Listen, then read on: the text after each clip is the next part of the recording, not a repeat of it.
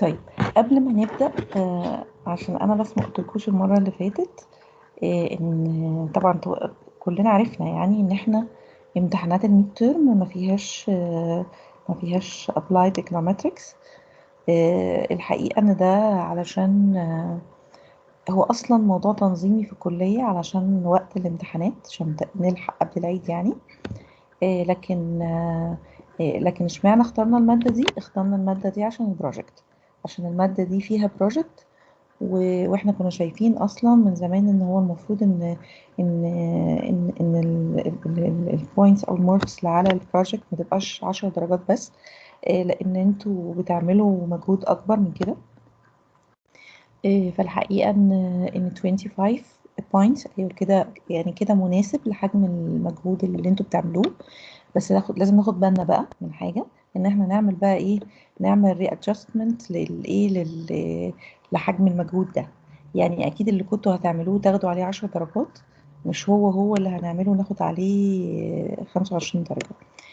إيه، طبعا كده 100% هيبقى فيه presentation. no way ما يبقاش فيه presentation. ليه بقى؟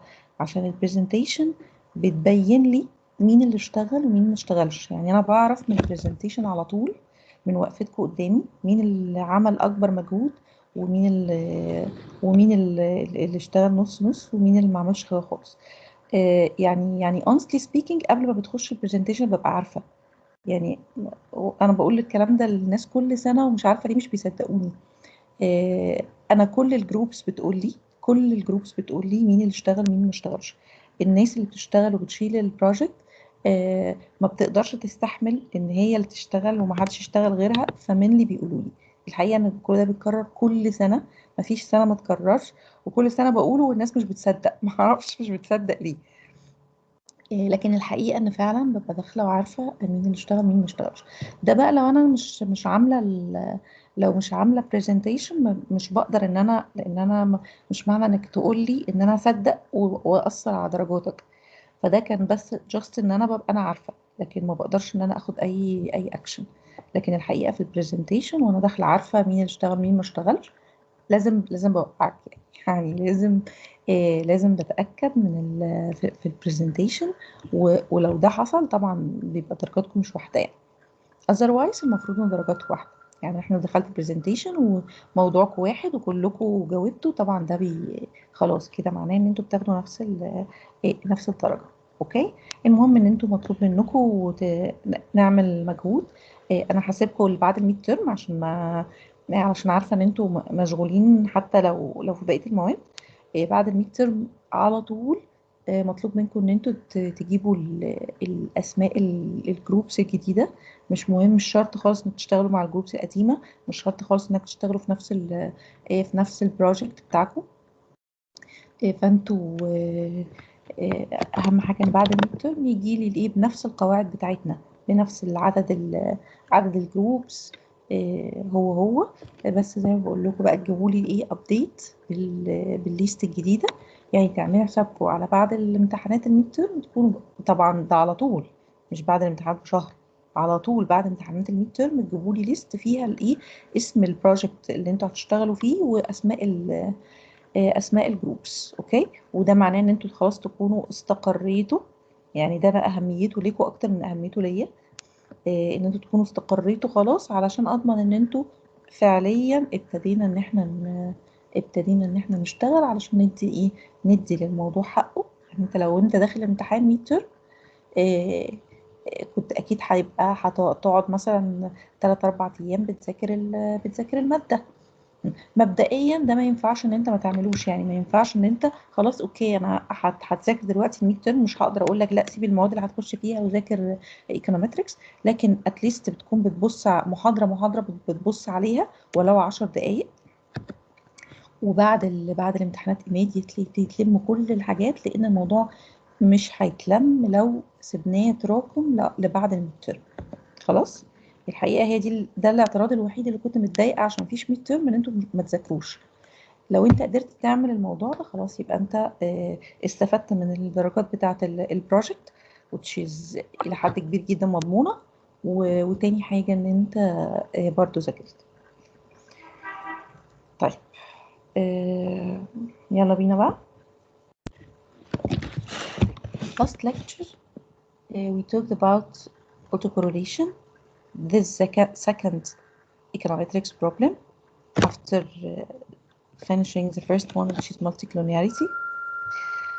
In autocorrelation, last lecture we talked about how to detect autocorrelation in practice. How to detect autocorrelation in practice.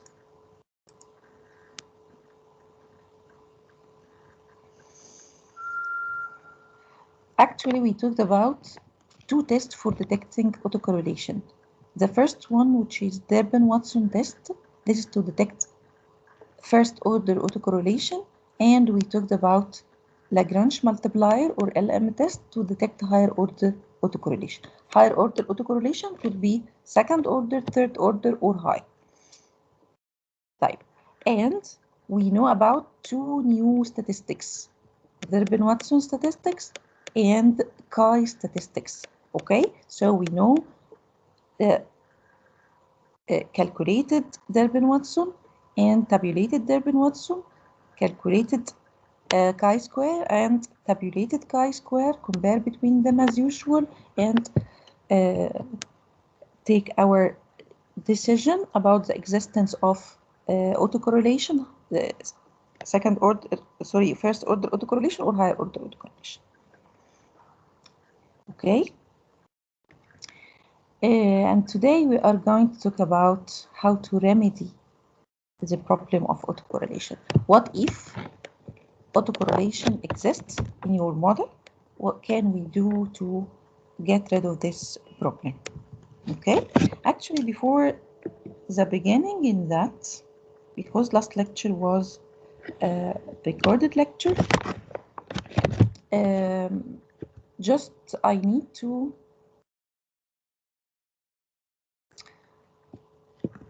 tell you about the relationship. I don't think we covered this point. Just you have to know the relationship between D stat or Durbin-Watson, calculated Durbin-Watson, and rho, which is the coefficient of autocorrelation. Okay. In the first lecture in autocorrelation, we talked about the coefficient of autocorrelation, which is rho. Okay. Type. Rho, which is the autocorrelation coefficient. This is the correlation between UT and UT minus 1, because as you know, in first order autocorrelation, we measure the relationship between just two successive values of the residual. Okay, so it's correlation coefficient, and as we said, it's like beta. It's like beta in a simple regression. So it's summation of كأنها xy, x and y in this regression is ut minus 1 over summation x squared, which is the independent variable. فاحنا قلنا summation ut minus 1 squared.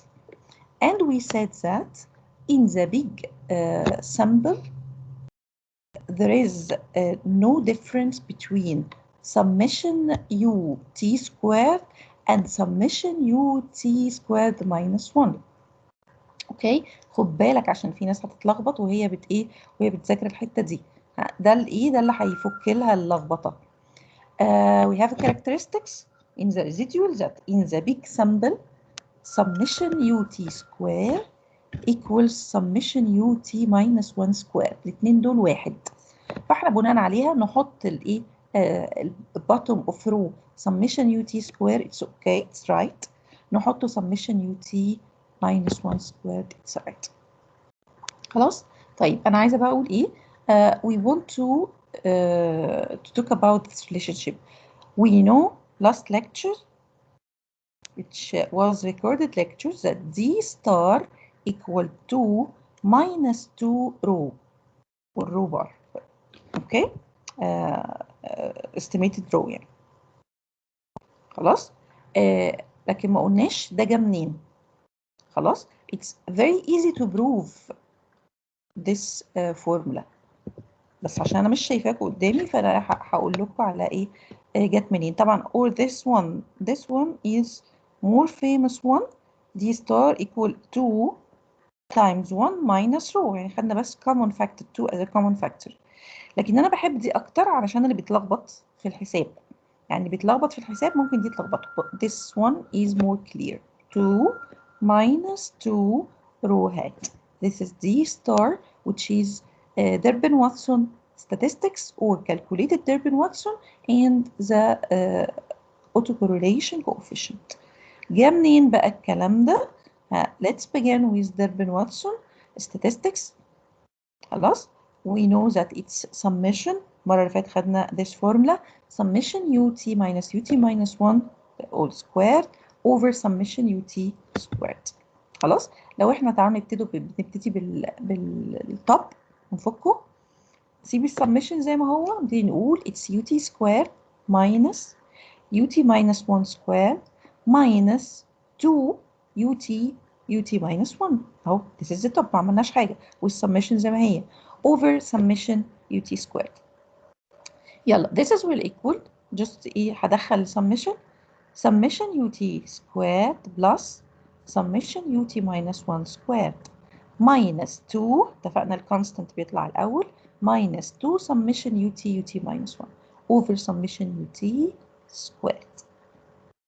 اوكي، يبقى d star equal as we said، شايفين اهو as we said in this rule summation ut squared equals summation ut minus 1 squared in the big sample.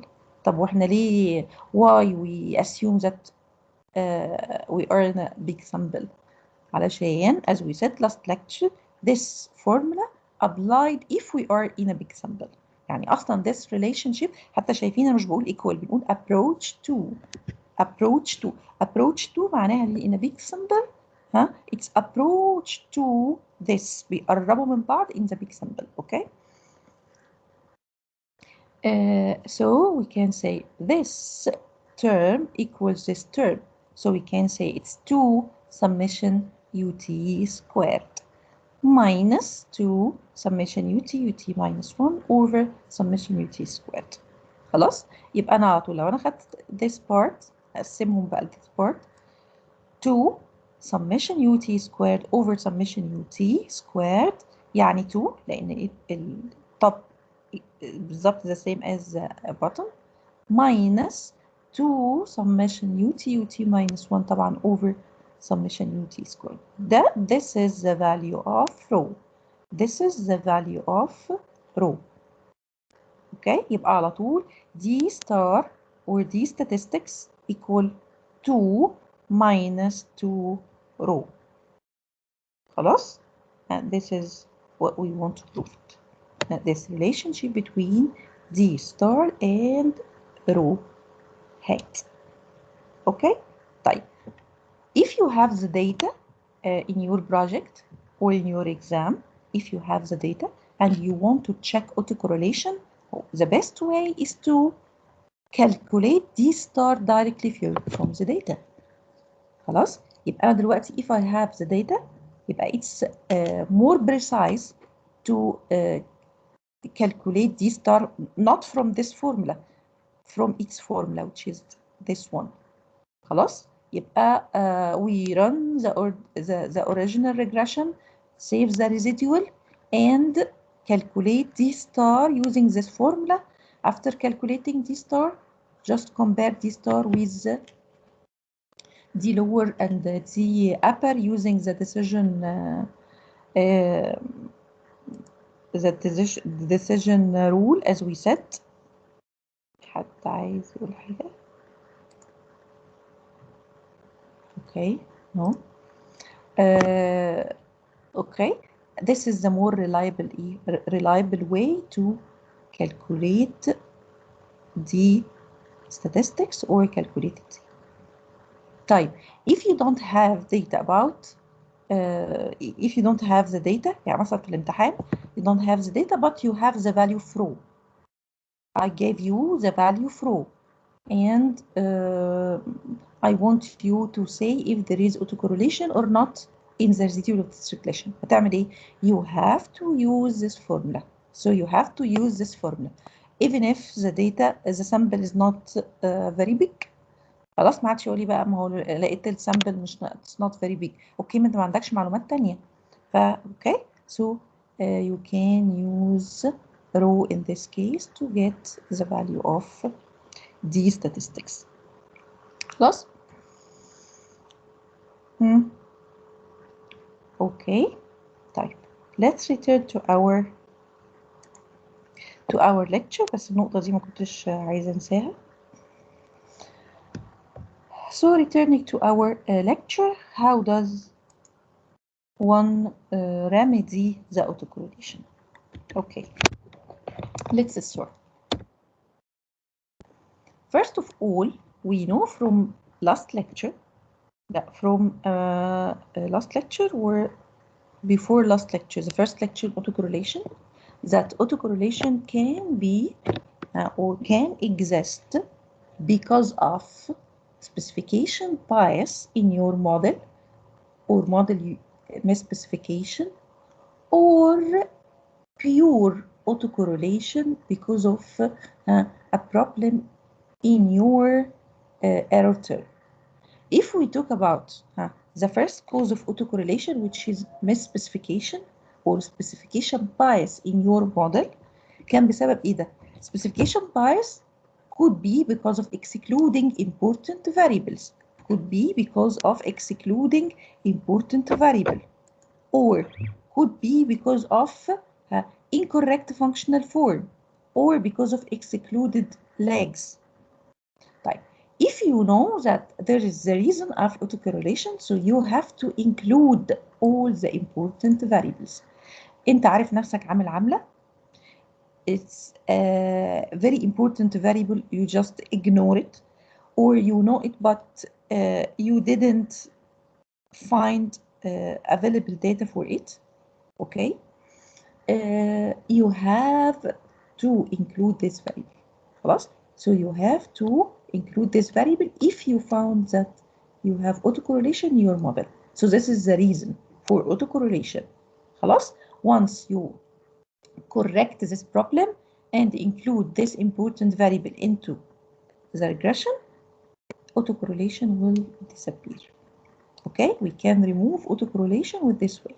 طيب, if you use, for example, if you used linear regression because you forgot how to use double log form or polynomial regression, and you found that your model has autocorrelation, so you have to return and correct the functional form to get rid of the autocorrelation.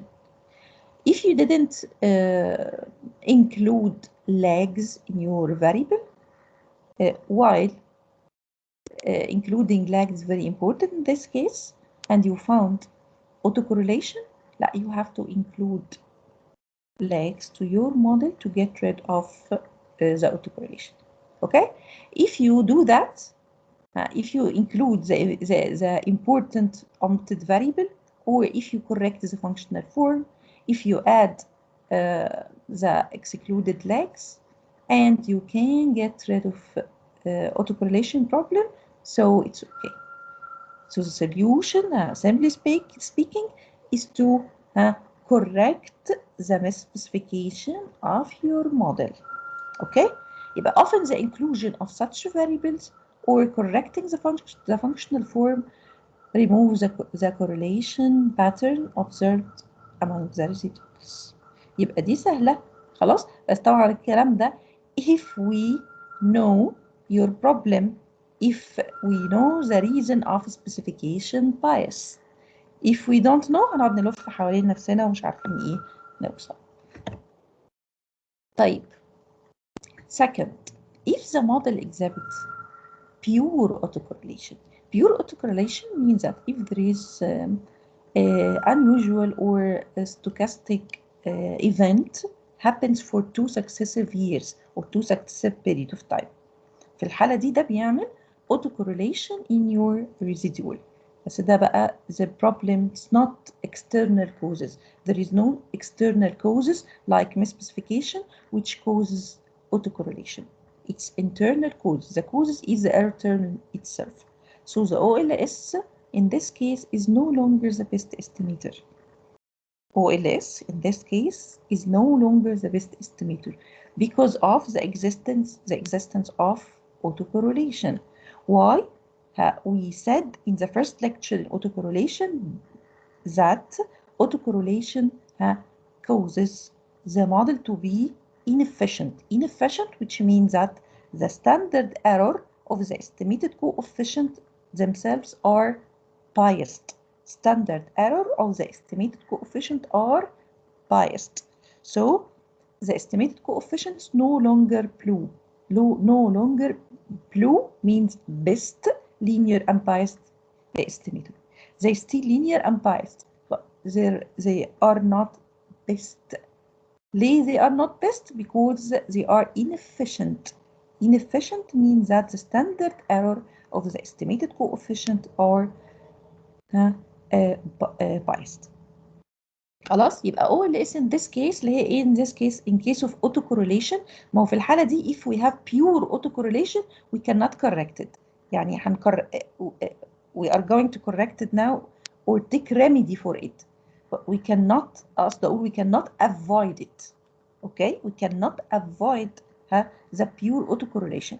دي حاجة في الداتا نفسها مش مشكلة عندي أنا عملتها وأنا بقيس.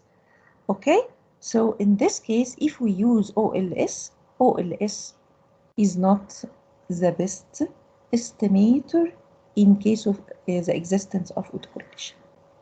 طيب, so the best estimator in this case يعني the best estimator which we can use if we have autocorrelation in our model is the GLS estimator, generalized least square estimator. This is the second estimator which you studied. We studied OLS. In all of our study, we studied OLS. Now we are going to talk for the first time about generalized least square, GLS estimator. Okay? يبقى if your model has autocorrelation, so it's better to use the best way of estimating this model is to use GLS, not OLS. طيب, if we have a misspecification bias or specification bias or misspecification in your model and you cannot find the reason for it, yes, we can use GLS to correct it. خلاص؟ يبقى it's better to solve the problem and to correct the specification bias. If you don't know how to correct this problem, or if you don't know the reason for this specification bias, so you can use GLS estimator as well in correcting the autocorrelation in your model. خلاص؟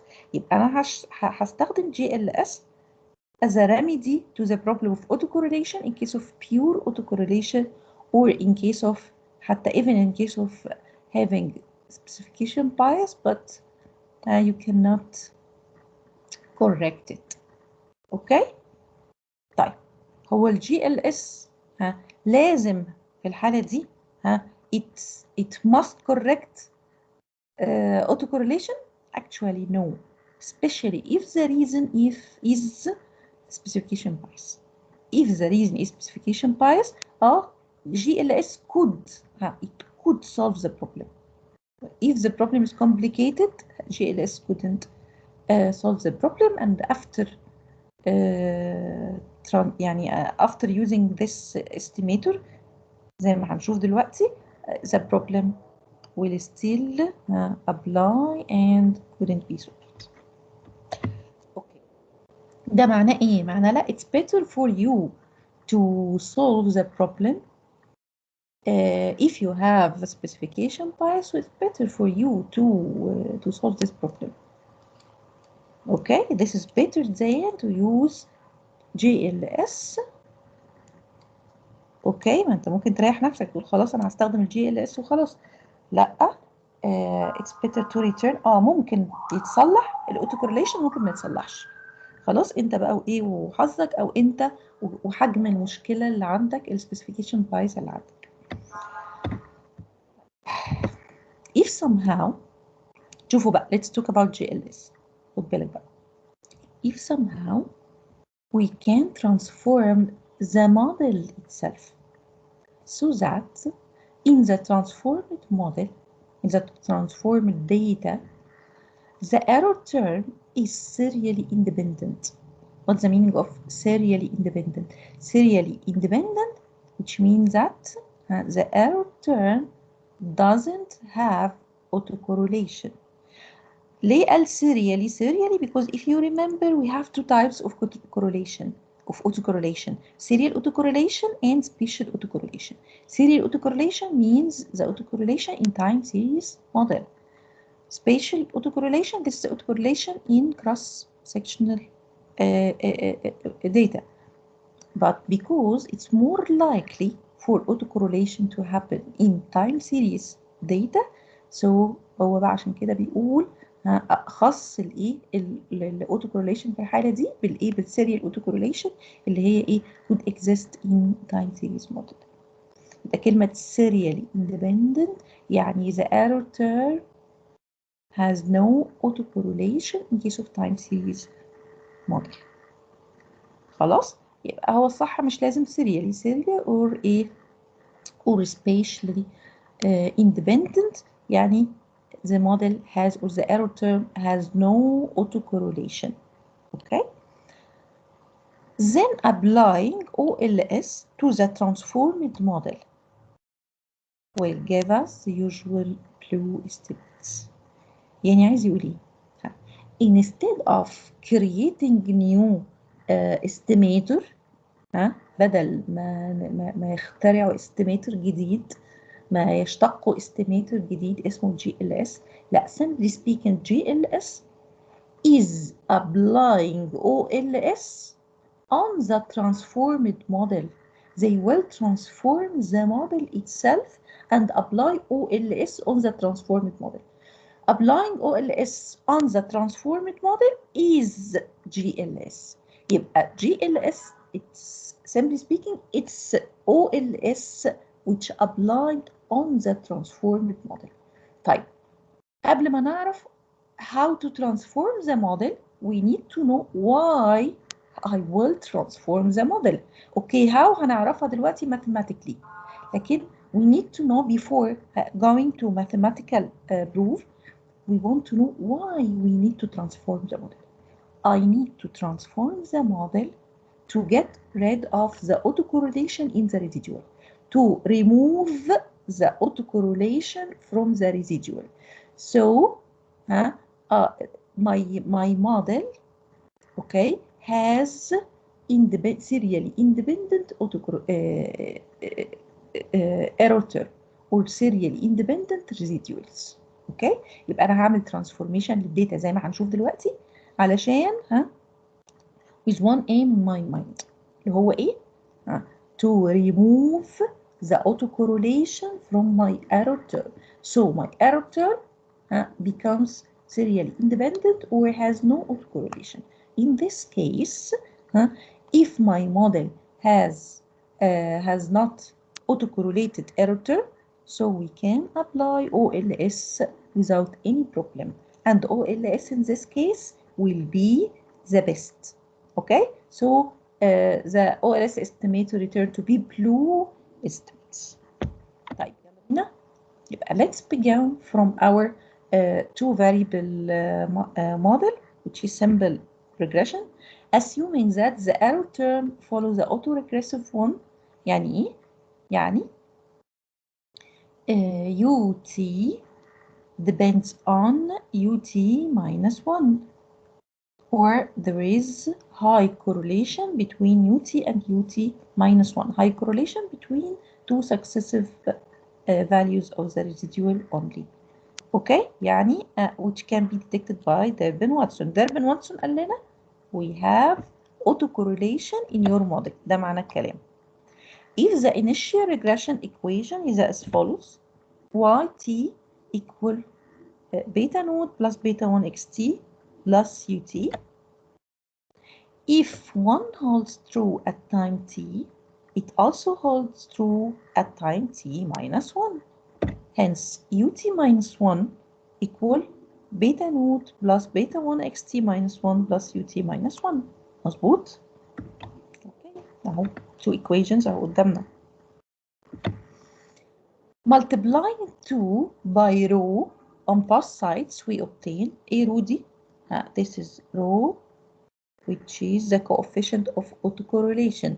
This is the coefficient of autocorrelation between ut minus 1. We are going to multiply equation 2 after take a leg of our variable dependent and independent variable وبالتالي طبعا هيبقى في error term. Let's multiply all the terms of equation 2 times rho. يبقى هلاقي ايه دلوقتي هيطلع لي ايه؟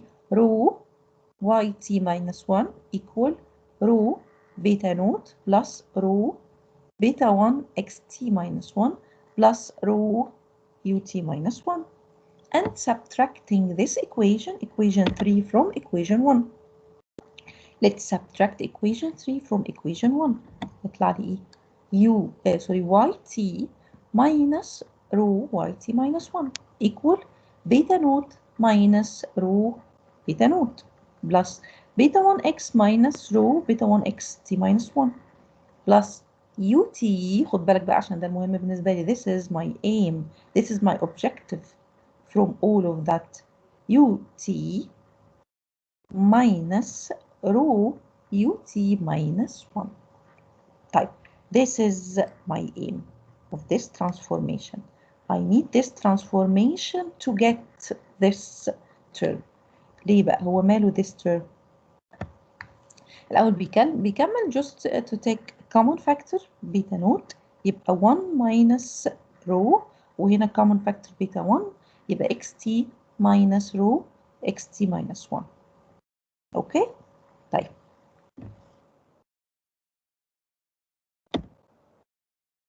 We can express this equation عشان بس يبقى الموضوع شكله يعني عشان بس تتأكدوا ان هو this is the usual regression. عملنا ايه؟ We can say it's yt star equal yt star هشيل دي واحط بدلها this is yt star equal شيل دي واحطها beta naught star plus beta 1 star which is the same as beta 1 times هشيل ده واحط xt star وهشيل ده واحط vt. This is the error term of equation 5. This is the error term of the transformed model. This is the error term of the transformed model. And now we know that y star هي transformed y. This is the transformed y. أنا بعمل transformation للداتا. خلي بالكم أنا بعمل transformation لإيه؟ الحاجات اللي أنا بعملها mathematically دي معناها إن أنا هعمل transformation to my data. So y star equal yt minus rho yt minus 1.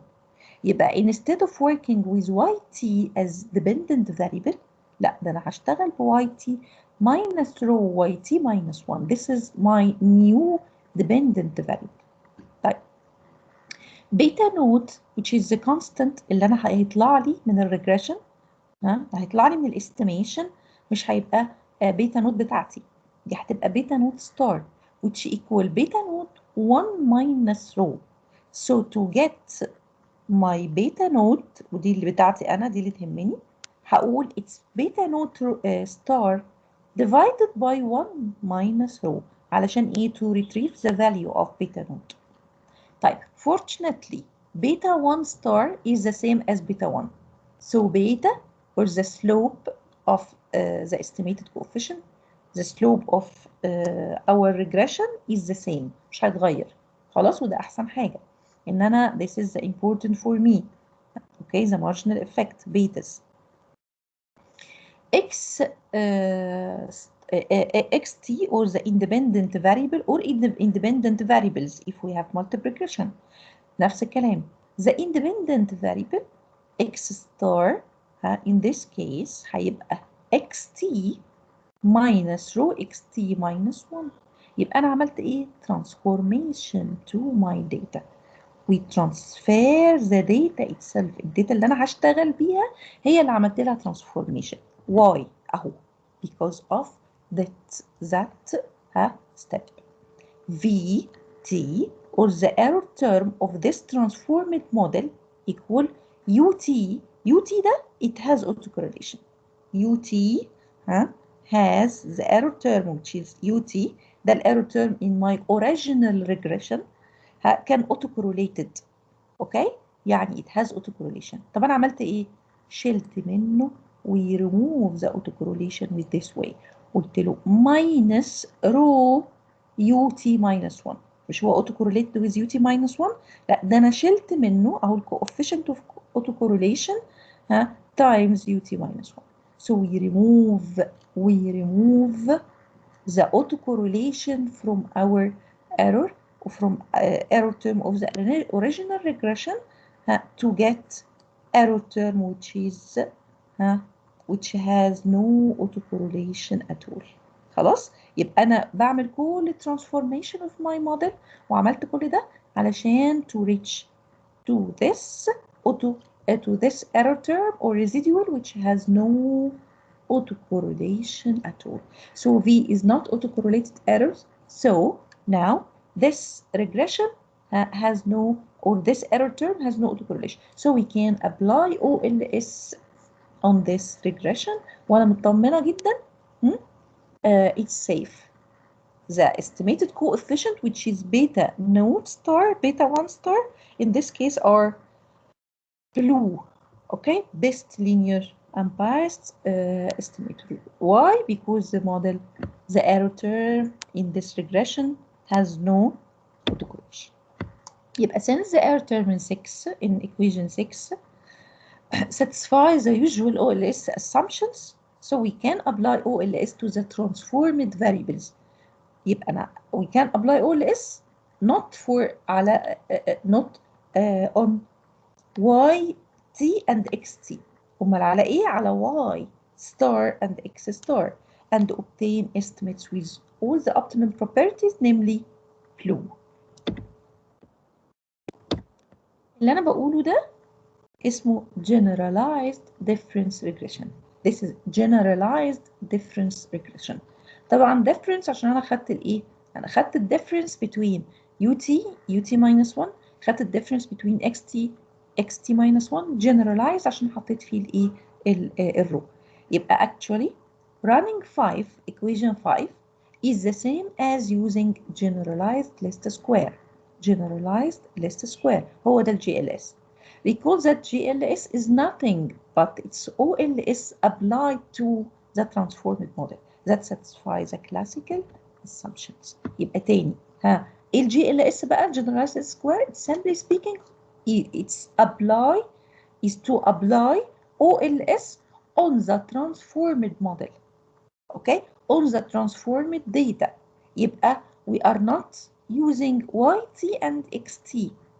Okay, as usual I'm using YT star and XT star. ليه? Because the transformed model has no autocorrelation. So, okay, we can apply OLS on it without any problem, and OLS in this case will be the best linear unbiased estimate. So regressing Y on S, not in the original form, but in the difference regression, 5 is known as the generalized difference equation اللي هي الفورمولا بتاعتها هي yt minus rho yt minus 1 equal beta naught 1 minus rho plus beta 1 xt minus rho xt minus 1 plus ut minus rho ut minus 1. طبعا الرو دي مش هعمل فيها حاجة، ده هي بمجرد ما أنا بعمل transformation to my data x and my y ده هيطلع إيه؟ ده هيطلع لوحده، هيبقى it has no autocorrelation لوحده directly. Okay, it involves form which is obtained by subtracting. بنعمل إيه؟ subtracting a proportion اللي هي rho of the value of a variable in the previous time period from its value in the current variable in the current time period. اوكي، يبقى انا بعمل ايه؟ subtract its proportional of the value of the variable in the previous time اللي هو xt minus 1 from its value in the current time اللي هو its xt. اوكي، مش صعب ان انا اعرفها على طول، مش هقعد بقى عشان اعمل ريميدي ان انا اقعد اعمل البروف من اوله. خلاص انا هعرف الواي تي، لا هتبقى واي تي عايزه اخلصها من الايه، عشان عايزه اخلص الايرور تيرم بشيل منه الرو في الباست value of the variable فبعمل كده مع كل الايه، مع كل الحدود التانية، مع كل الترمات التانية، فهيبقى yt minus رو yt minus 1 خلاص، بيتا نوت 1 minus رو بلس بيتا 1 x، هاخد x واقول ايه x minus برضو رو times xt minus 1. ده هيضمن لي ان نفس اللي حصل ده هيحصل مع الايرور تيرم، والايرور تيرم هيبقى ut minus رو ut minus 1. مش هيضمن، ما احنا شفنا البروف بتاعه، بس انا بقول لكم عشان واحنا بنشتغل مش هنبتدي البروف، هتعرف البروف لاني هطلبه في الامتحان. نو واي هطلبه في الامتحان، فانت هتعرفه وهتكتبه انت في ايه، في الامتحان. لكن لما تيجي بقى تعمل الريميدي بجد في الموديل مثلا بتاعك، مش محتاجه تعمل بروف بقى الماثيماتيكال بروف عشان توصل للايه، للايكويشن دي، لكن كده كده هتعرف البروف لان انت هتعمله في الايه، في الامتحان ان شاء الله. We have several ways of estimating rho. دلوقتي تعالى نتكلم على حاجه ثانيه. خلاص we know دلوقتي we know that we have to reach to this equation. خلاص عرفنا وصلنا ليه الايكويشن دي. طيب ناقص لي حاجه واحده. طب اوكي، انا عندي I have data on y, I have data on x. طيب rho, how to get the value of rho, how to get the value of rho. Actually we have different ways of getting the value of rho. الأول any question؟ any question؟ في حاجة، مش حد عايز يسأل في حاجة الأول قبل ما أتكلم على rho how to get the value of rho؟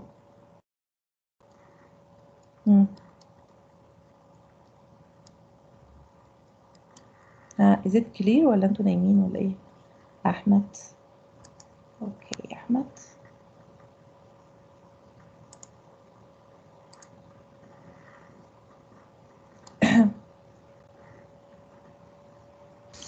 دكتور أنا عندي سؤال بس صوتي واضح؟ لا صوتك حلو يا أحمد، اتفضل. طب خلاص دكتور، أنا كان عندي بس سؤال. لو احنا دلوقتي لو عندنا فعلا اوتو كوريليشن وظبطناه يعني، أو حاولنا نعمل له ريميدي بقى مع كده، يعني احنا لو كان في سبيسيفيكيشن بايظ فدخلنا مثلا فاريبل جديد وعمل مالتي كولينياريتي، انا كده هفضل في دايره عمال اصلح اوتو كوريليشن، ادخل في مالتي كولينياريتي، ارجع مالتي كولينياريتي، ادخل تاني في اوتو كوريليشن، ودول لا الاثنين بس اللي احنا خدناهم. خد بالك يا أحمد إن most of the econometrics problem because of specification bias. بالعكس بقى، عكس اللي انت قلته ده، انت لو بتحط لو هتظبط الموديل specification of the model ده، حتى تخيل ان even if المالتي كلونياريتي بيتظبط مع لو ظبطت السبيسيفيكيشن بس. يعني احيانا يبقى في مالتي كلونياريتي بسبب، مش بس بسبب، فاكرين ما قلت لكم اصعب حاجه في المالتي كلونياريتي ان انت يبقى عندك كورليشن بين فاريبلز انت عامل لهم ديليت اصلا مش موجودين، انت عامل لهم دروب، وممكن ده يعمل لك مالتي كلونياريتي. تخيل مع الفاريبلز اللي عندك. لما انت تعمل بقى تظبط السبيسيفيكيشن بتاع الموديل بتاعك ده، مور لايكلي ده انت لسه عندك مشكله كمان الهيتروسكيدستي كمان. كل المشاكل دي بتنتج بسبب المسبيسيفيكيشن او السبيسيفيكيشن بايظ. ده انت احيانا تلاقي عندك كل المشاكل بتاعت القياس، لما تيجي تحاول تحل واحده الاوتو كورليشن تلاقي هيتروسكيدستي مثلا اتحلت. لو بتتكلم على المالتي كلونياريتي، انا عارفه تتكلم على المالتي كلونياريتي بالذات عشان انت بتزود فاريبل. لو السبيسيفيكيشن بايظ because of dropping important variable، لو انا بتكلم على الامبورتنت فاريبل وحطيته، لو عمل لك مالتي كلونياريتي، حاول ان انت تتغلب على المالتي كلونياريتي بالطرق الثانيه. اتس نوت دروبنج. احنا عرفنا ان احنا ما بوصلش للدروب فاريبل في المالتي كلونياريتي، السوليوشن تو المالتي كلونياريتي، الا لو كان الموضوع very severe وكان الفاريبل ده اتس نوت امبورتنت. صح؟ احنا كنا بوصل في المالتي كلونياريتي نقول لك دروب ذا فاريبل في حاله واحده، ان هو يكون عامل لك قلق في الموديل، يعني الموديل كله قلب insignificant، الاشارات اتقلبت، وفي نفس الوقت this variable is not very important. but if it's important خلاص ما نقدرش اعمل، مش ممكن حد يقول لك اعمل له دروب، يبقى لازم تسيبه، يبقى كده خلاص ما تعرضش مع مشكله الاوتو كورليشن. لازم تسيبه وتعمل ايه؟ لازم تسيبه وتبتدي تعمل بقى الايه، الحلول الثانيه، تعمل transformation to the model، تغير increase the size of data، تحاول ان انت تختار another proxy. اتفقنا كل each variable has many proxies. في proxies معروفه ان هي اللي هي بتبقى ريشي، او بتبقى يعني زي كده ترانسفورميشن اللي بنعمله، ان بدل ما تقول مثلا جي دي بي، لا تقول جي دي بي جروث. جي دي بي جروث هيبقى قوي اقل كوروليتد ببقيه الفاريبل جدا من الجي دي بي. تقول جي دي بي بير كابيتا مثلا. الحاجات دي كلها بتبقى حلول للمالتي كلونياريتي من غير ان انا اعمل دروب للفاريبل. لان لو عملت دروب للفاريبل وهو فيري امبورتنت، هيطلع لي بقى اوتو كورليشن فور شور، هيطلع لي هيتروسكيدستيستي فور شور. معايا يا احمد؟ مع حضرتك فاهم تمام. اوكي. طيب بقيه المحاضره ماشيه يا احمد؟ لا حلو. طب اوكي. طيب يلا let's return. any other question؟ طيب let's return to our lecture. خلاص دلوقتي we know that we have to transform our model to get rid of autocorrelation. خلاص يبقى we use the new y اللي هي y star، we use the new x star. خلاص the only problem دلوقتي for us how to get the value of rho. How to get the value of rho. Actually we have three ways we can get the value of rho using it. The first one, which is the more restrictive one, اسمها the first difference model. The first difference model. To assume that rho equal 1. To assume that rho equal 1. طب ليه assume that rho equal 1؟ طب ما يمكن قيمة rho، طب ما أنا بعرف أجيبها من الداتا، ما هي it's not 1، ليه ما استخدمهاش؟ لا الحقيقة ان هي it's not 1 but it's very high. If it's very high even if it's not 1 اكيد مش تبقى 1، هيبقى صعب ان انت تلاقي الاوتو كورليشن الرو فيه بتساوي 1.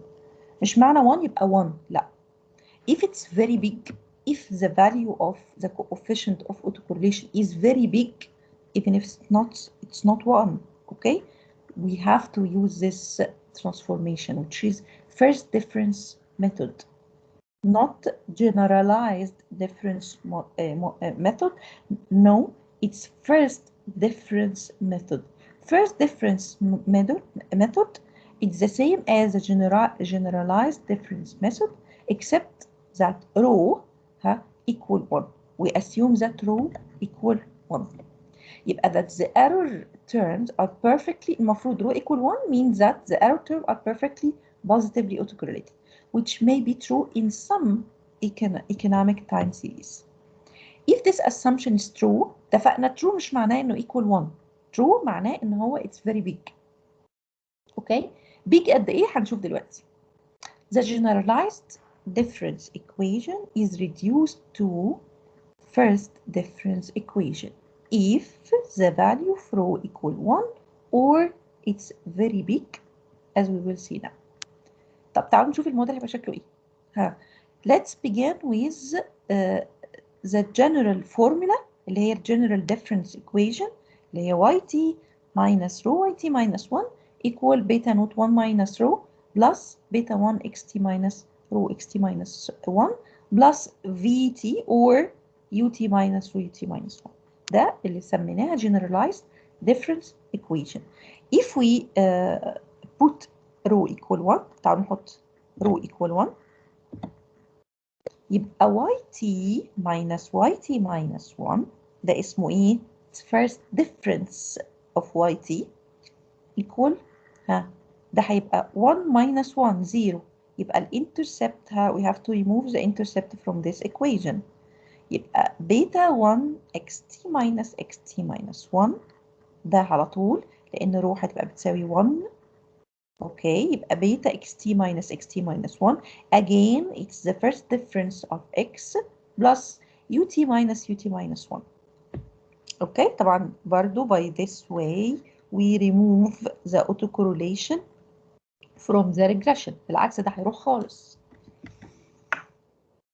or هي difference yt equal beta 1 difference xt plus vt, since vt is a error term which has no autocorrelation. يبقى الايكويشن بقت اسهل، بقى عباره عن الفيرست ديفرنس، ما بحطش رو خالص، خلاص we assume that it's equal 1. يبقى just to take the first difference of y, first difference of x طبعا or other x's if we have multiplication، وخلاص and run the regression. Where delta is the first difference operator since the error term is free from first order serial correlation. To run the regression, all one has to do is to form the first difference of both the dependent and the independent variables and run the regression on these first difference. يبقى الترانسفورميشن بتاعي المرة دي أسهل، لأن بقى خلاص مش هكبر دماغي من رو ولا هحسبها ولا حاجة. we assume that it's equal 1. يبقى على طول yt minus yt minus 1 this is the difference of yt, this is the dependent variable. Our independent variable is xt minus xt minus 1, this is the delta xt. وطبعا the same we can do it with other independent variables if we have multiple regression and run the regression. خلاص this is a transformed model which called first difference model. When بصوا بقى the important issue when we can use this assumption, when we can assume that rho equal 1. يلا واشتغل وانا قلبي جامد rho equal 1 واشتغل في first difference transformation and it's okay.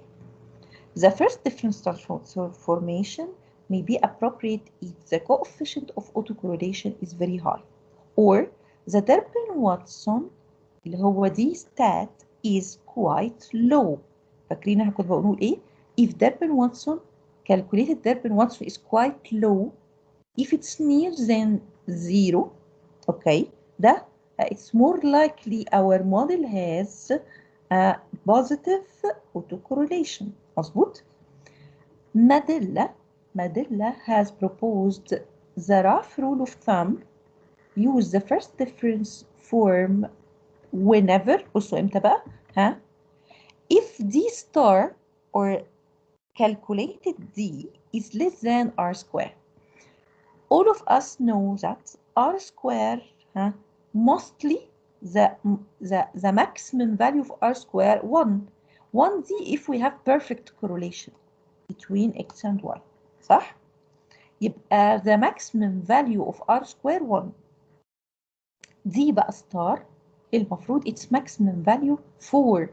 خلاص؟ و if we don't have autocorrelation so d equal 2 معايا، يبقى المفروض ان دي is more than r square.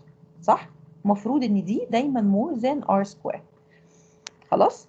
لو كانت ال r square ب 1 اللي هي ما معناها ان الرو هيبقى ب 1 perfect autocorrelation. صح؟ perfect autocorrelation يبقى الدي ستار هتبقى بزيرو خالص. فاكرين الكلام ده؟ طيب يبقى المفروض if we don't have autocorrelation ان دي ستار اكيد اللي هي المفروض قيمتها 2 في الحاله ان no autocorrelation تبقى اكبر is more than r square. If d star is less than r square so we have a severe autocorrelation.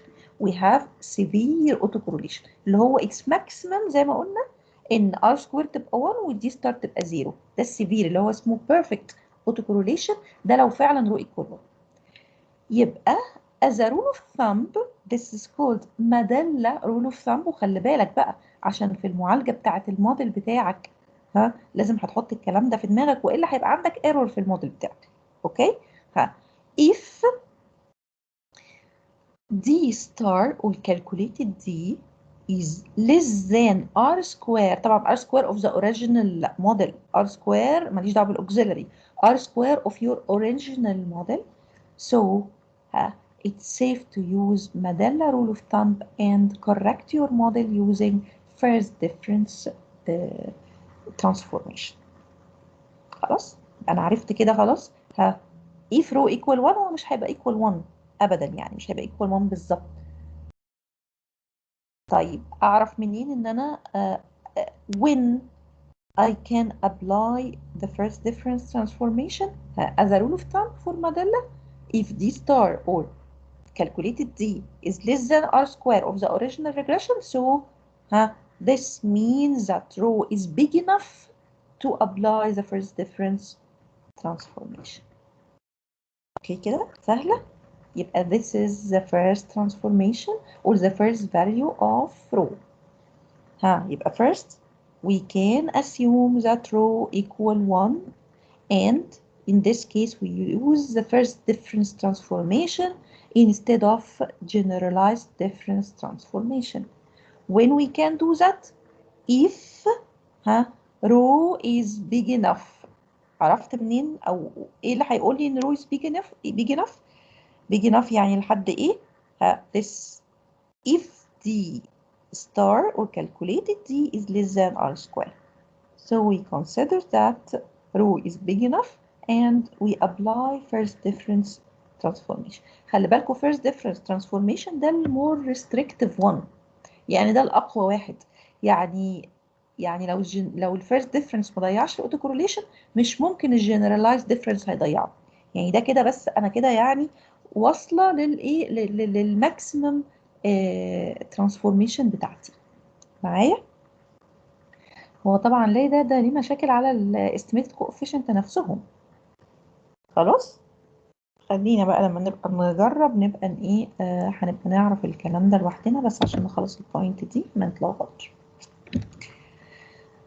طيب if the Mandela rule of thumb doesn't apply, which means that rho is not big enough or d star is more than r square.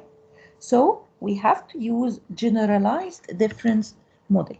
Generalized difference model اللي فيها رو. اوكي اللي فيها رو هي موجودة دلوقتي معايا؟ لا ماشي.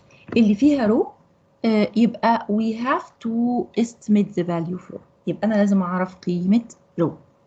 طيب we have two ways to calculate rho. خلاص there are two ways of calculating rho. First way اللي بدأنا بيه المحاضرة to calculate rho based on the value of d star. You have the value of d star. يمكن أنا مدياك ال value of d star. اوكي وطالبه منك انك تعمل ريميدي to the autocorrelation. خلاص او هديك الدي ستار واقول لك is there autocorrelation in your model? If there is autocorrelation so remove it. يبقى انت هتبص لدي ستار تلاقيها there is. هتعمل بقى ال decision rule بتاعتك there is autocorrelation and you want to remove this autocorrelation. يبقى تاخد ايه؟ هتحسب we can calculate the value of rho from the value of d star اللي هي if we cannot use the first difference transformation because rho is not sufficiently close to 1, we can estimate it from the relationship between d star and rho, from which we can estimate rho as follow.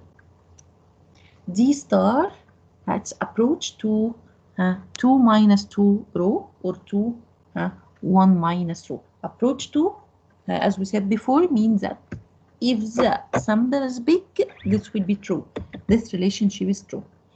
So يبقى أنت محتاج تعرف بقى row how to get row from the value of D. Just rearrangement for that هتلاقي إن row equal 1 minus D star over 2. Row equal 1 minus D star over 2. So if we have the value of D star or calculated D, it's very easy to get the value from. جبنا row والروهات خلاص نطبق الايه؟ generalized difference method. Thus, in reasonably large samples, one can obtain row from this equation and use it to transform the data as shown in the generalized difference equation. خلاص؟ يبقى أنا هشيل row دي وأحط بدلها the value which we calculated from the statistics.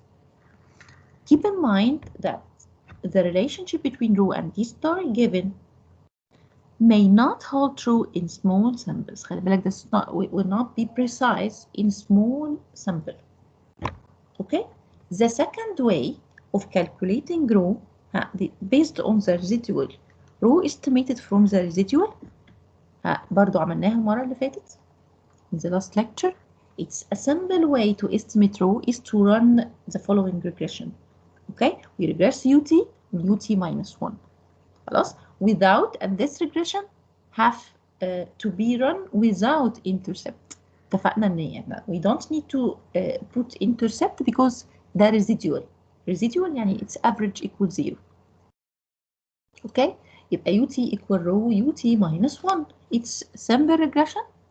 The value of row اللي هي زي the value of beta in any other regression, but don't forget this regression must be without intercept. ناخد الفاليو في رو ويبقى هي دي الايه؟ يبقى انا ممكن اديك equation دي بس estimated equation واقول لك remove the autocorrelation from the model. يبقى هجيب قيمه رو منين؟ من الايه؟ من this from this. يبقى where UT are the residuals obtained from the original regression and where اسمها ايه؟ epsilon t are the error term of this regression. So note that there is no need to introduce the intercept term in 1, for we know the OLS residuals sum to 0. Thus, one can obtain row from this equation and use it to transform the data as shown in the generalized difference equation. يبقى again the same equation, just we transform y, we transform x, okay, by using the value of row obtaining from this regression or regression 1. خلاص؟ اوكي؟ طيب يبقى it's very simple lecture. It's very simple but important lecture. قلنا فيها ايه؟ Just if you have autocorrelation, if we have autocorrelation, first order autocorrelation, خلاص, or even higher order autocorrelation, we can correct or remove this autocorrelation using GLS method, generalized least square, or it's the same as OLS on the transformed model. So instead of using YT and XT, we can use YT star XT star, okay? And applied with this way, we remove the autocorrelation from the residual, and so we can apply OLS on the transformed model. طيب. If the value of rho is sufficiently high, it's equal 1 or big enough, أعرفها منين؟ If D star is less than R square, so use the first difference transformation. First difference transformation يعني instead of using Y and T, we use first difference of Y and first difference of X, or first difference of X's if you have multiple regression. خلاص? This will remove the autocorrelation from your regression and use OLS, apply OLS on the transformed data. If rho is not sufficiently big, يعني, which means that if D star is more than R square, it's you have to use generalized difference regression. Generalized difference regression يبقى we have to use it, we have to know the value flow. Value flow can be, you can be calculate the value flow using d star, the value of d star from the relationship between them. خلاص اللي احنا عارفينها اللي هي rho equal 1 minus d star over 2, or you can calculate the value flow from the simple regression between ut and ut minus 1 without including intercept index regression. Yes, and apply the generalized difference equation. خلاص. So if we have regression, or if we have data about income is the independent variable and the dependent variable import expenditure. خلاص. And this is the main regression. R square 93. Both estimated coefficient are significant, but we calculate Durbin-Watson and we found that it's done the same example على فكرة احنا خدناه المرة اللي فاتت. We found that these statistics equal 0.5951. طيب, it's very clear, it's very very clear without returning to the decision rule or the Durbin-Watson table. واضح جدا إنه we have autocorrelation. خلاص, we have autocorrelation. It's very near from zero. The value of D star is very near from zero. خلاص. طيب, looking at the relationship between R square of the original regression and the Durbin-Watson statistics, we found that D star is less than R square. خلاص. يبقى على طول we recommend to remove the autocorrelation to use first order autocorrelation. We have to use first order autocorrelation. خلاص. first order autocorrelation for sure will solve the problem. طيب, احنا عايزين ايه؟ اول حاجه قال لك اوكي just say if we have autocorrelation or not. طيب, if there autocorrelation, estimate the coefficient of autocorrelation rho from the residual and from Durbin-Watson. How would you transform? طبعا هحله معاكم دلوقتي. We are going to use all the method just to train you to use them. خلاص.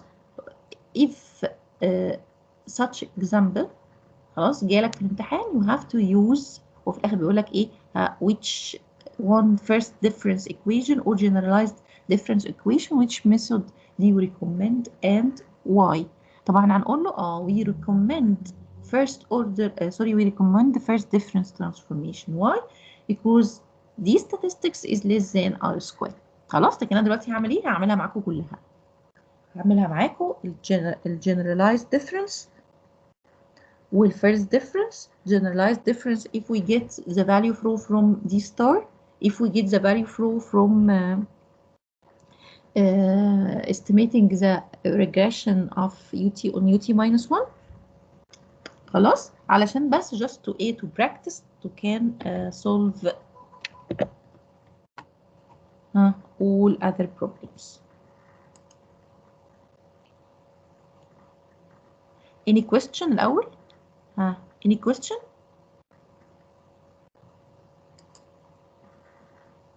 اوكي, نسمع.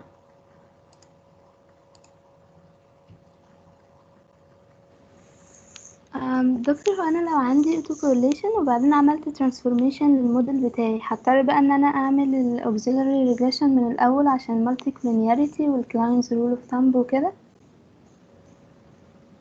لا, احنا بنحل كل مشكلة لوحدها. يعني انا كده خلاص المالتي كولينياريتي مش هرجع له تاني. لا خلاص, انت دلوقتي المالتي كلونياريتي حلتيه الاول. خلاص. وطبعا هو ريكومند ان احنا نحل المالتي كلونياريتي الاول. حليتي المالتي كلونياريتي الاول, خلاص ابتدي بقى خشي على طبعا في الاول خالص بتشوفي المشاكل كلها. يعني الاول خالص بتشوفي بتراي تو ديتكت all the problems. اللي هو هتشوفي دلوقتي البي اي اف، هتشوفي ال ام الدربن واتسون، وهتشوفي كمان معاهم الايه الارش مثلا او الوايت تيست في الايه في الهيتروسكيدستي. خلاص حددنا كله، هتشوفي برده الميس سبيسيفيكيشن، حددنا كل المشاكل. ابتدي بقى هتحلي واحده واحده.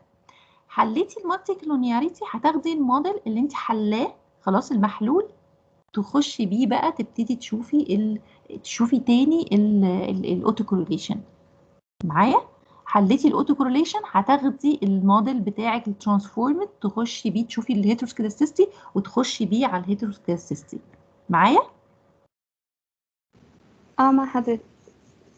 خلاص السؤال ده كويس عشان الناس بتتلخبط، بتحل كل مشكله لوحدها. يعني مثلا تحل المالتي كلونياريتي على الداتا، وبعدين ترجع للداتا الاولانيه وتحل الاوتو كورليشن، وبعدين ترجع للداتا الاولانيه وتحل هيتروسكيد. لا، انا عايزه في النهايه، انا يهمني في النهايه موديل يكون ما فيهوش اي مشاكل، ولا مالتي كلونياريتي ولا اوتو كورليشن ولا هيتروسكيد، وبالتالي هيبقى نفس الموديل هو انت ماشي بيه. معايا؟ فانت هتبتدي الاول خالص تاخد فكره عامه عن كل المشاكل، وبعدين تبتدي واحده واحده تحل مشكله المالتي كلونياريتي الاول، علشان دي مش هتطبقي عليها الجي ال اس ولا حاجه. وبعدين هتبتدي تحلي بقى الايه من اول الايه الاوتو كورليشن. الترانسفورمد موديل هو ده اللي هتشوفيه فيه هيتروسكيدستي ولا لا، وان سو اون. تمام كده، فهمت حضرتك، شكرا. اوكي اسمع، شكرا. طيب let's return to our lecture. لا accept. Okay, so let's assume that this is our data. هي الداتا بتاعت المرة اللي فاتت, and we get the statistics calculated D. We found that it's equal 0.595.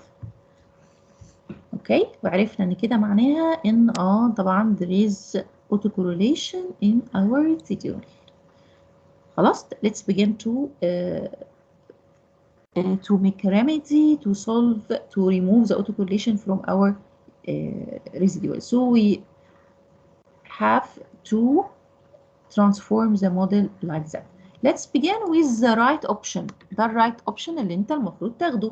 We found that D statistics is less than R square. هنجيبه دلوقتي R square. خلاص؟ يبقى هنشتغل في الايه first difference transformation. يبقى الاول خالص احنا كاننا ما نعرفش R square. هعمل regression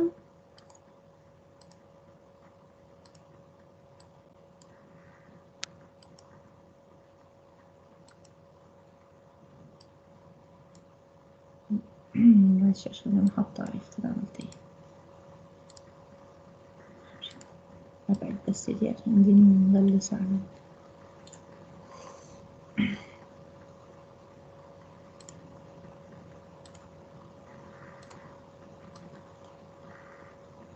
y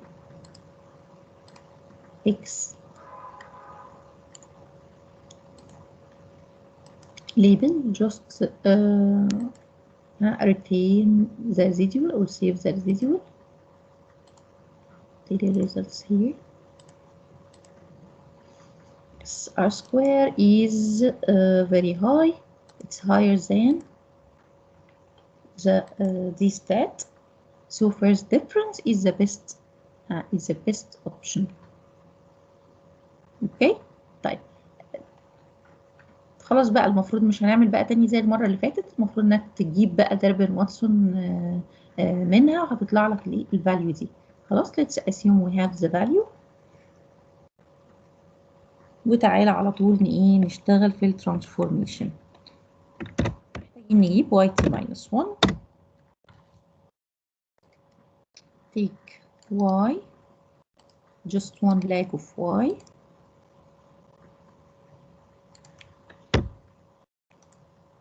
We don't need it. Do the same with x. Instead of xt minus 1. Just one leg of the independent variable. Copy. Paste. Remove this one. We don't need to it. And now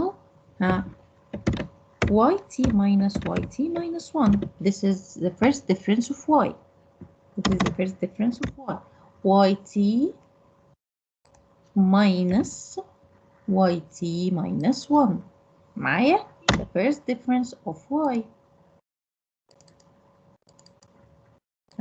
And do the same with x. xt minus xt minus 1. If we have more than one independent variable, do the same for all the independent variables. مفيش فرق. xt minus xt minus 1. خلاص, this is the transformed data. This is dyt or delta yt, and this is delta xt. اوكي, هنزل بس الليبل هنا علشان ايه؟ عشان الاكسل. اوكي, طيب let's do regression. The new regression first difference regression. Our dependent variable delta y or yt minus yt minus 1. Independent variable xt minus xt minus 1. From the mathematical transformation, we note that this model has no constant. مظبوط. This model has no constant. في ال mathematical transformation لو خدنا بالنا الايه intercept is removed. اوكي, وخلي residual علشان ايه to check if the transformed model has autocorrelation or not. ما انا عايزه اتاكد انا عملت خلاص, انا صححت خلاص. we make a remedy. مين بقى قال لك ان الريميدي ده already removed the autocorrelation؟ خلاص, اخد كده واقول له اوكي put the results here.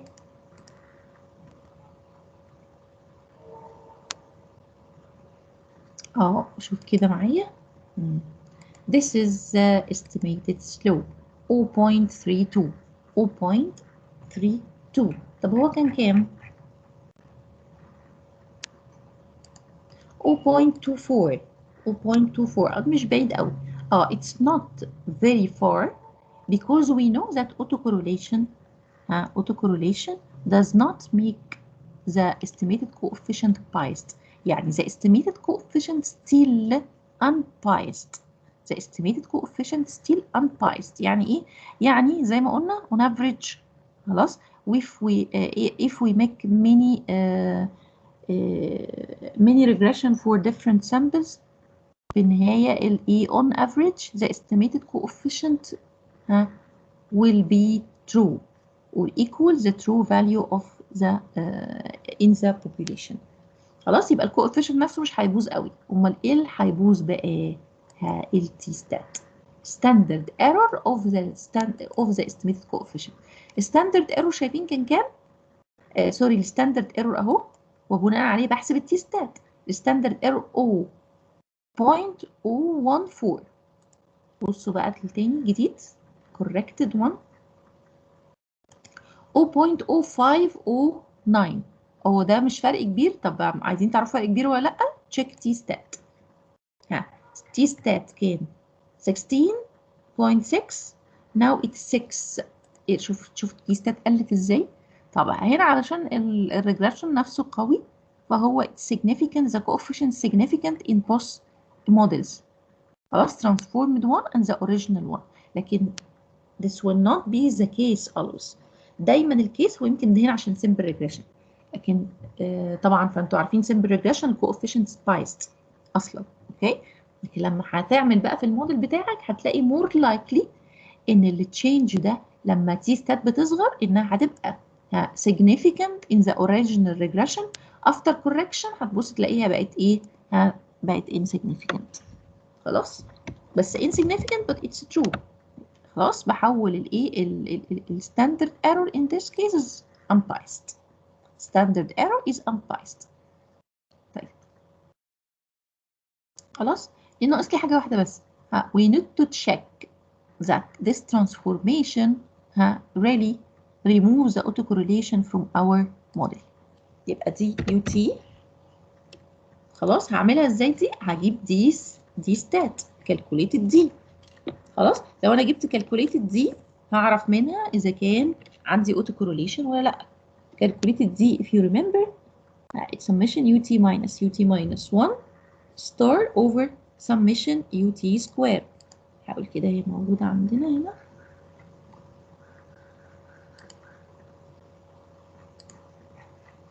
حطوها طيب مش مشكلة. طيب ut minus 1 this is ut copy paste t minus 1. اوكي بجيب الايه ut minus 1 دي فكركم summation ut minus 1 squared all squared over summation ut squared. طيب ut minus 1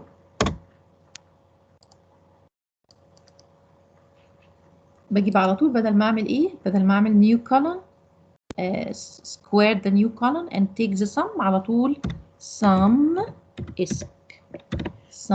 isk. Okay, this is the top bottom summation ut square ده ut بس. okay sum isk هتعمل ايه؟ will squared all the column and take the summation of the squared value. sum isk واتفقنا ناخدهم كلهم بما فيهم the first value. very important. يبقى E star or calculate Durbin Watson 1.8. it's very near from the value of 2. خلاص it's very clear that there is no autocorrelation in this case. there is no autocorrelation. طبعا انت هتعمل بقى انت الايه decision rule. هتحط ال 2 في النص قبليها الدي lower الدي upper بعدين الدي lower ومن اليمين 4 minus دي upper بعديها 4 minus دي lower وهتلاقيها طبعا بمنتهى الايه بمنتهى الوضوح. يعني هيبقى عندك في الاول فاكرين الدي upper والدي lower. الدي lower انا عارفه ان اكيد معظمكم ما ذاكرش اصلا. الدي lower كانت 1.201 والدي upper كان 1.411. اوكي فانا عندي 0 if you remember 0 وبعدين الدي lower وبعدين الدي upper. اوكي وبعدين الايه ال2. فاحنا دلوقتي ايه هوقع فين؟ ما بين الدي upper وبين ال2 لان احنا هنا 1.8 يبقى 1.4 من اول 1.4 لحد ال2 ما عنديش اوتو كورليشن ودي 1.87 داخل على 1.9 كمان. يبقى it's very near from 2 so we don't have any autocorrelation. يبقى احنا فعلا this transformation which is first difference transformation can remove the autocorrelation from our model. Okay طيب the remedy using generalized difference square. اتفقنا ليه بعمل كده؟ it's better to use as a rule of thumb for Mandela. it's better to use الايه first difference transformation. لكن علشان just to practice with you using the generalized difference عشان هي الأصعب كمان هن ايه let's ignore Mandela rule of thumb and correct the autocorrelation using generalized difference method. طيب دلوقتي to remove the autocorrelation using generalized difference model we have to get the value from. Let's assume that we have already we have the value of d star let's calculate ده من الريزيديوال طيب من الريزيديوال مكتوب في الشيت remedy generalized difference when we get row from the residual يبقى I need to get the residual, do regression of ut on ut minus 1 without intercept, and take the value of row in this case, use it in the generalized or to transform the model. يبقى أول حاجة معايا، يلا هبتديها تاني من الأول، أنا عارفة أنا عملتها المحاضرة اللي فاتت بس it's okay. y بعمل الايه الاوريجينال ريجريشن x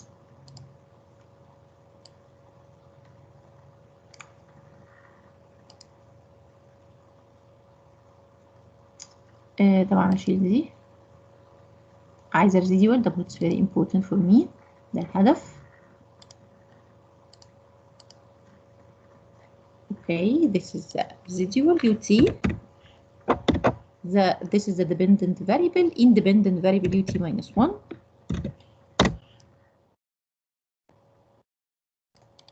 copy just one back best ده dependent و independent لازم طبعا يبقوا لنفس الداتا، يبقى the first observation هتضيع مني، دايما بيست سبيشال، دايما بيست سبيشال عشان ما يبص ال just value. خلاص يلا regression بقى، data analysis regression y or the dependent variable which is yt ut sorry independent variable ut minus 1. أنا بعمل إيه؟ try to get the value from don't forget constant is 0 0 is the constant put constant equals 0 وخلي لي لا مش عايزه الريزيديوال هنا، انا هجيب الريزيديوال from the transformed model not that one.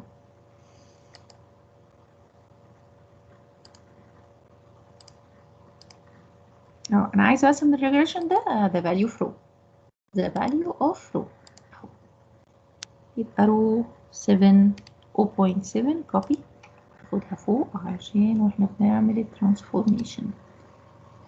this is the value from. يلا بينا هجيب yt minus 1 وهجيب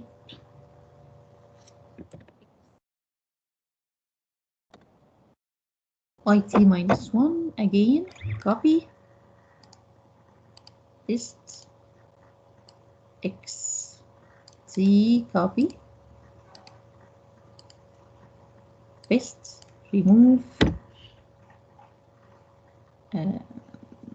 الobservation زيادة.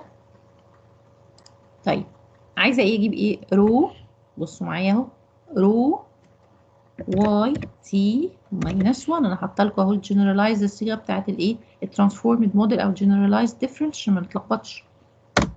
رو y t minus 1 انا عندي y t minus 1 just multiply its value times رو اللي هي اهي رو times yt minus 1 مظبوط كده اوكي this value is true.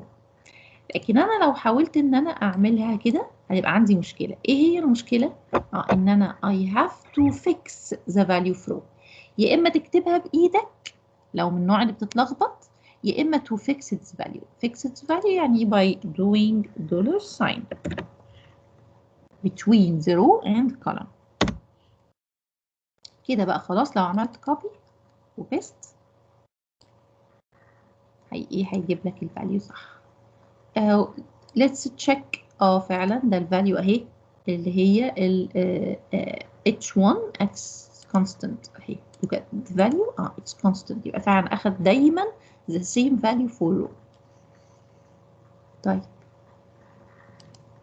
ده this is our independent variable نعمله على طول؟ لا الاول خلينا نكمل ونجيب الايه row x t minus 1 row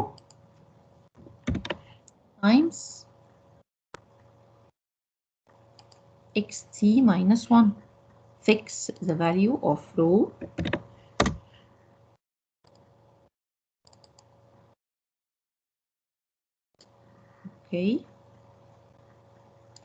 اوكي يلا بقى نجيب بقى الايه our dependent variable yt minus row yt minus 1 عندنا كله. يلا بس نجمع yt minus row yt minus 1. طيب x the independent variable xt minus row xt minus 1 xt minus row xt minus 1.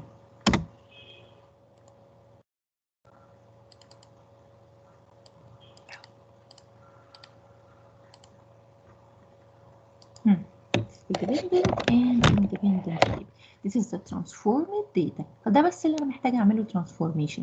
طب والباقي؟ لا وانا بعمل transformation يا جماعه الكوفيشنت تطلع طبيعي، هعمل لها بقى هنا transformation to get the value of the value of the intercept or beta node. beta 1 is the same. الحمد لله مش عارفه اغيرها، والايرور terms transformed directly. تمام كده؟ يلا بينا data analysis regression. The dependent variable yt minus row yt minus 1, independent variable xt minus row xt minus 1.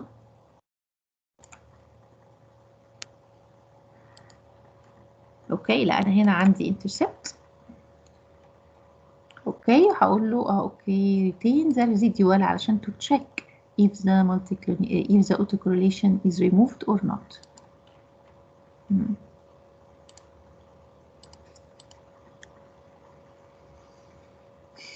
Okay, let's compare the value of the intercept and the slope.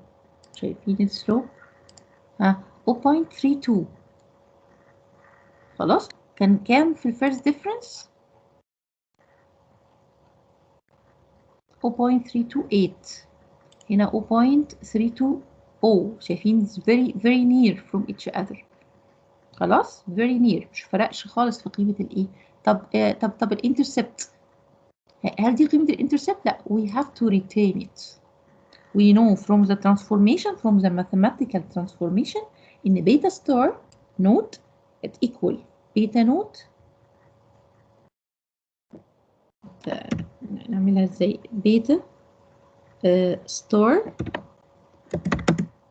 it equal beta node 1 minus row. وبالتالي انا عايزه بيتا، انا عايزه the value of beta not beta node، عايزه ارجع ال value of beta. فهيبقى عباره عن ايه؟ عن بيتا ستار divided by 1 minus row. مظبوط؟ يبقى انا عشان ارجع to retrieve the value of the intercept هقول it's equal بيتا ستار، طبعا اللي مطلعها لي دي بيتا ستار، بيتا نوت ستار، بيتا ستار divided by 1 minus the value of row.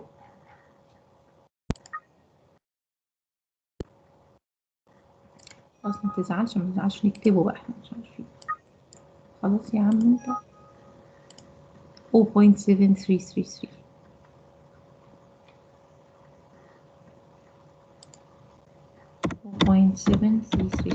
Yeah. But this is the new value of the intercept. This is the actual value of the intercept or beta node. يبقى أنا لازم البيتا نود لازم أرجعها with this way. خلاص؟ طيب يبقى فاضل لنا بس just to check that this transformation removes the autocorrelation from the residual. This is the new residual. نفس الطريقة بقى الدربن واتسون بسرعة. خلاص إذا بقى إن إحنا نحفظ بقى الكلام ده. خلاص دي ستات هتبقى إيه محفوظة شوف عملناها كذا مرة. يو تي، كل ده يجي ناس يعملوهم غلط في البروجكت، بس والله يحسبوهم غلط. يو تي ماينس 1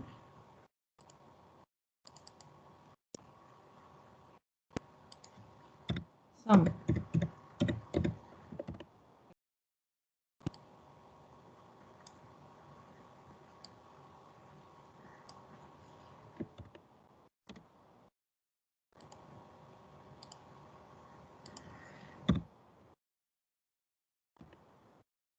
لا sum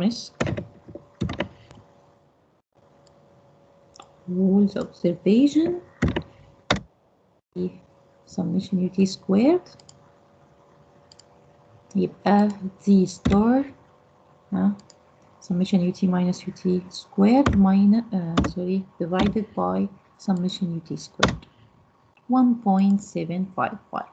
It's again autocorrelation is removed even if with this way, even if with generalized difference square. يبقى أنا رغم إن أنا استخدمت generalized difference model لكن إن هو إيه حل فعلا remove the autocorrelation from our model. طبعا the first one اللي هو ال first difference حلها أكتر لكن it's still شايفين بعد ال value of 1.4 يبقى it's still generalized difference method also remove the autocorrelation from the residual. طيب finally we can get the value of rho using بقى the last method or the relationship between rho and d. Relationship between rho and d. طيب let's apply it. Rho equal 1 minus d اهي دي over 2. خد بالنا بس من الأقواس علشان ما نبقاش حسابنا غلط. 1 لوحده minus d star over 2. This is the value of rho which we need to use it in the transformed model. خلاص طبعا مش بعيدة برضو خالص. التانية كانت 0.7333 دي 0.7024. لو لقيتوها حاجة تانية خالص يبقى على طول know that you have done something wrong. طيب تاني اوكي من الأول يلا. y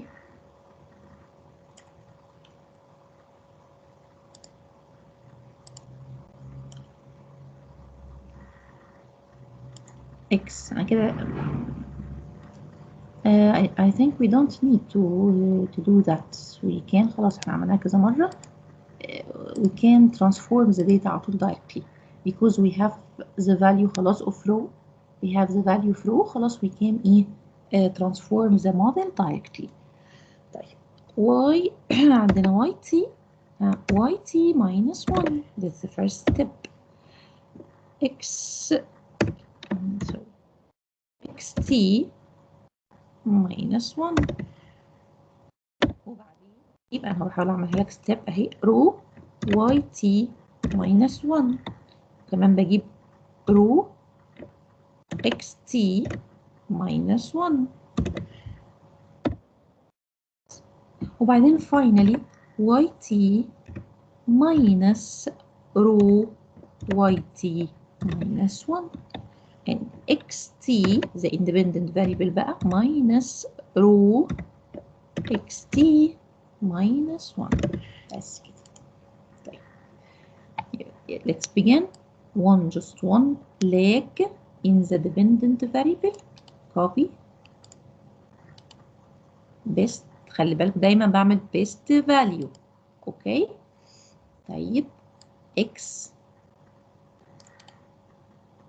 copy one leg of x best remove data row row بقى الجديدة اللي هي depending on the value of d star times yt minus 1 and don't forget fix the value of rho. طيب again rho times xt minus 1 and fix the value of rho.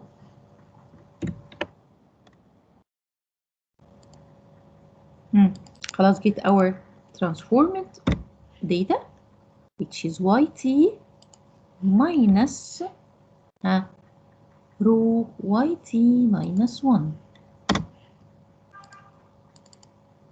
The independent variable xt minus rho xt minus 1.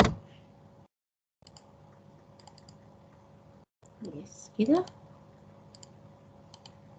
dependent and independent variable عشان بس الايد اكسل. يلا بينا data analysis. Our dependent variable now not yt, it's yt minus rho yt minus 1. The independent variable xt minus rho xt minus 1. Okay, ما في طبعا we have intercept in this regression. Let the residual to check if the problem is removed or not. Put the results here. Check the value of beta. Again, it's near from its value using other remedies. 30s and 32 or 0.32 or 0.30. Okay, قريبة. Intercept we have to retain it or return it as اتفقنا كنا بنجيبه بقى ايه بيتا نوت equal بيتا ستار دي بيتا نوت ستار over 1 minus رو بقى الايه اللي انا استخدمتها.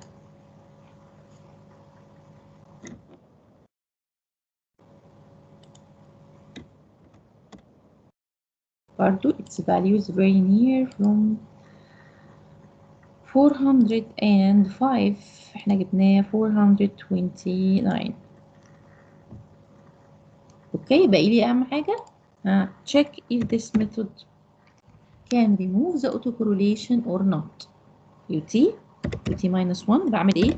let's calculate Durbin-Watson statistics. calculate Durbin-Watson statistics بسرعة. the top ut minus 1 ut minus 1. We need to take summation of square of this term يبقى على طول sum disk. This is the top of Durbin-Watson statistics, bottom of Durbin-Watson statistics, summation ut square. يبقى again sum disk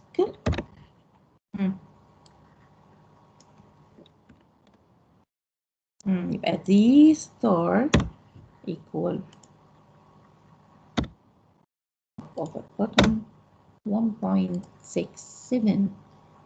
still more than 1.4.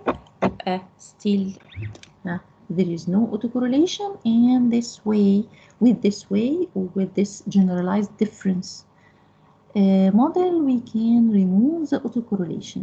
Okay, so all the methods success to remove the autocorrelation from our model, whether first difference or generalized difference. خلاص. In the exam if I ask you خلاص it's the first way, first difference is the better one. خلاص it's the better one. طيب امتى بقى استخدم generalized methods حتى لو suggested مدلة rule of thumb applied؟ لو انت جربت بايدك في الامتحان في الموديل بتاعك جربت بايدك ولقيت انه كله حل زي الكيس بتاعتي اللي انا اديتها لك دي كله حل الايكويشن، لكن في حاله الجنراليزد difference الكوفيشنت بتاع الانيشال ريجريشن كانت مور significant، يعني النتيجه الريزلت بتاعتك كانت احسن، وبرده انت وي ريموف ذا اوتو كورليشن، يبقى انت حليت المشكله واحتفظت بالايه ببيتر ريزلتس، يبقى اتس اوكي وي كان يوز الايه فيرست الجنرالايزد ديفرنس. وهتقول لي طبعا كده ان بما ان الجنرالايزد ديفرنس remove the autocorrelation from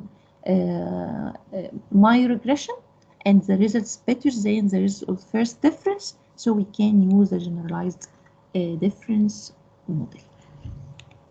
Okay, كده we have finished our lecture today, and we have finished the second econometric problem, which is autocorrelation. And next lecture إن شاء الله after your midterm exam are going to begin the third econometric problem, which is heteroscedasticity. Okay, what's required now from you? Immediately after the midterm, just determine your groups, the name of your model, to begin to work in your model. Okay, any question?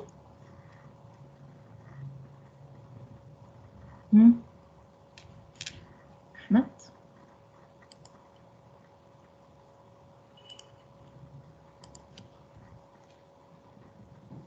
دكتور، بس هو حضرتك ازاي عرفت انه first order autocorrelation؟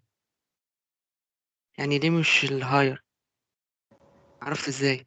أنا عرفت منين؟ ما عشان أنا بجيب الديربن واتسون. هو انا كل التشيك اللي بعمله بالديربن واتسون دلوقتي. ايوه، طب ما عشان هو يعني كاتب انه الديربن واتسون، ولا ملهوش مين اللي طريقه كاتب؟ مين ما اللي هو كان في كاتب؟ السؤال كاتب مدي دي يعني بتساوي 0.5. انا حسبته المره اللي فاتت معاكم على فكره. يعني عشان كده.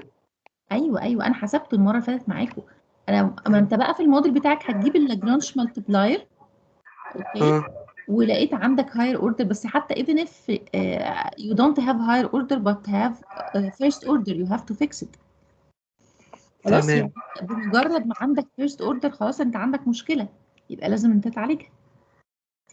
تمام شكرا. العفو يعني. ميشيل.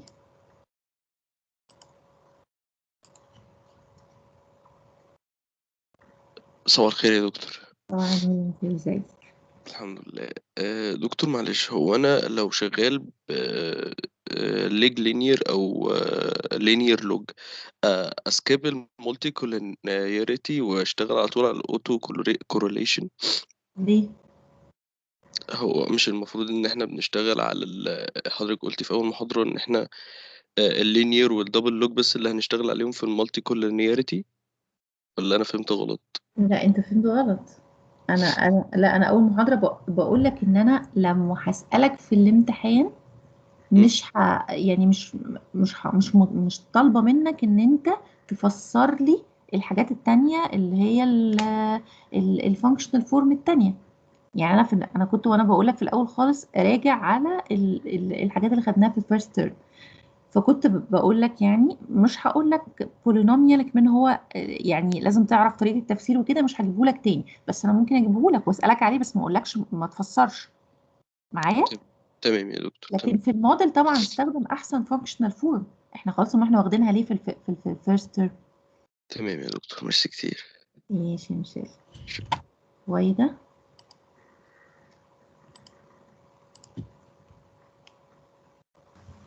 دكتور، هو احنا يعني كان عندنا مالتي كولينياريتي في الموديل، فيعني عملنا التست بعدها غيرنا البروكسيز، فانا المفروض بعد ما نغير البروكسي يعني نعمل التست تاني ولا خلاص؟ لا اعملي طبعا التست تاني. الاوكسيلري ريجريشن والفي اي اف. طبعا.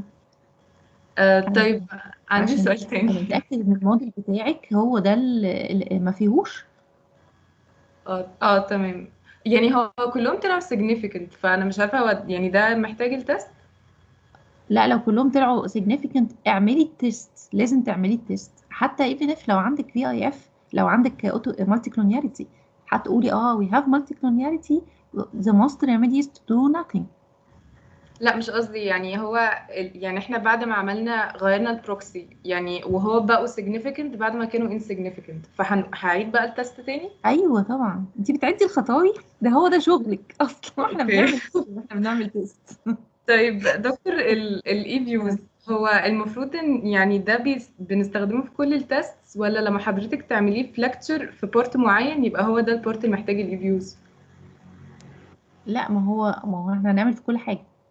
برضو؟ هنعمل في كل ايوه بنعمل في كل حاجه، بس في حاجات يعني مثلا في المالتي كلوناريتي الايفيوز بيعمل في اي اف بس. تمام. خلاص يعني في حاجات معينة حضرتك هتقولي ان نعمل فيها الاي فيوز ولا يعني ولا لا؟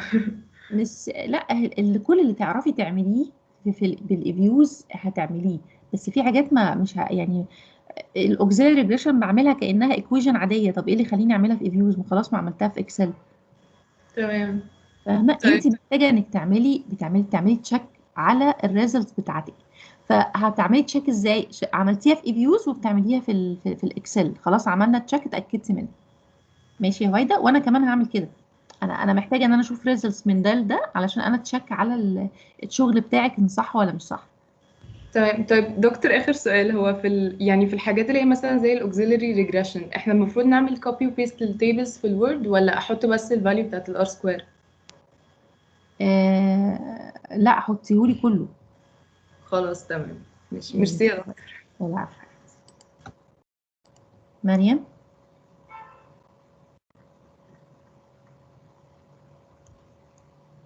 مريم.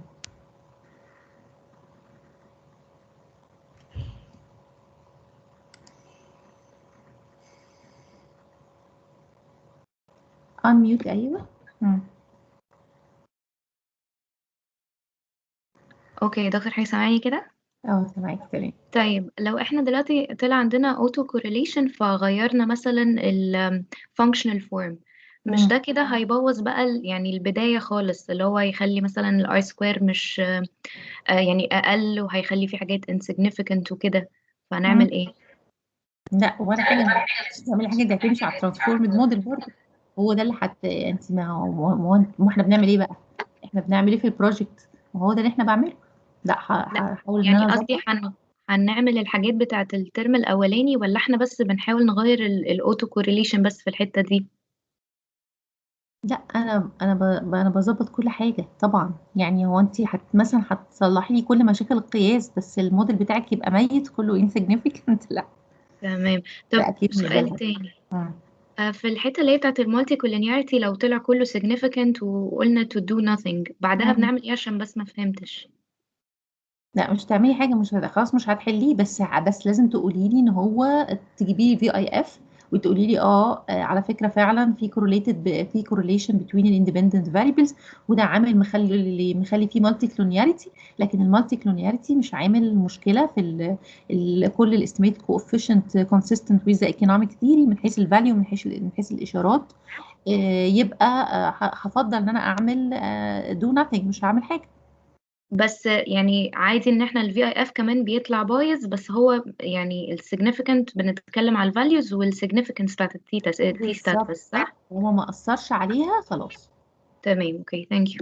Okay, you're welcome. Hmm. Any other question? Okay, thank you very much.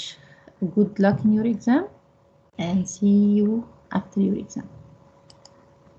Yalla, goodbye.